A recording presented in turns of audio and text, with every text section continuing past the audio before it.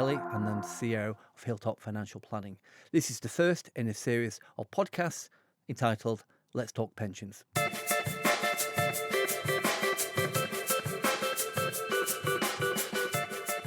I'm here today to provide a brief update on how markets and investments have been performing in the past few months. For the past few months, we seem to be bombarded with bad news about inflation increasing, interest rates and the cost of living squeeze. UK inflation is falling. In May, inflation stood at 8.7%, and for June, inflation dropped to 7.9%. Although welcome, it is nearly still 4 times more than the target set by the Bank of England of 2%. Core inflation, which strips out energy and food prices, is the highest it's been for 31 years. UK inflation has been called sticky, as despite the Bank of England's increasing interest rates, inflation does not want to decrease as quickly as we need it to. Why? In simple terms, because we're still buying stuff. The Bank of England interest rate now stands at 5.25%. Interest rates were increased by 0.25% in June, the 14th increase in a row. UK interest rates are the highest level they've been for over 15 years. Every time the Bank of England increases interest rates, mortgage rates increase, so do loan payments and interest on credit cards. The ongoing uncertainty around inflation, interest rates and the continuing war between Russia and the Ukraine means that stock markets remain volatile. We're seeing things stabilise, but share values overall are still lower than they should be.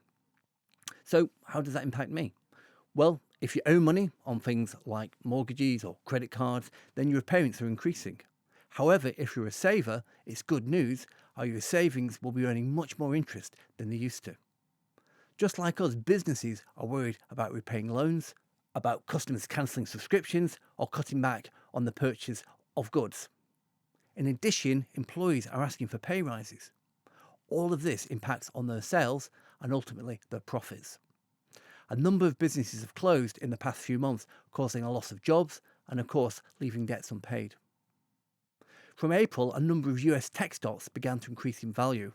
Overall, US shares have performed better than expected. US inflation appears to have been brought under control, and interest rates appear to have reached their peak. The UK was predicted to go into recession, but has not happened so far. UK growth is low, but not non-existent. However, it won't take much to push the UK into recession. UK shares are increasing in value, but overall are still below the value they should be. What this means is the value of your investments, although starting to increase, are still well below where they should be. This should not be an issue as we're investing for the medium to long term, so 5 to 10 years. However, it's still not great news, as we would still like to see your investments grow each year, or at least not decline in value year on year. At Hilltop, we've not changed our approach to investing.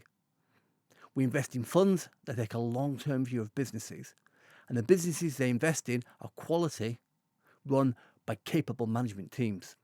So in summary, it's been a bumpy few months. The short-term outlook is not great, with UK inflation and interest rates remaining high.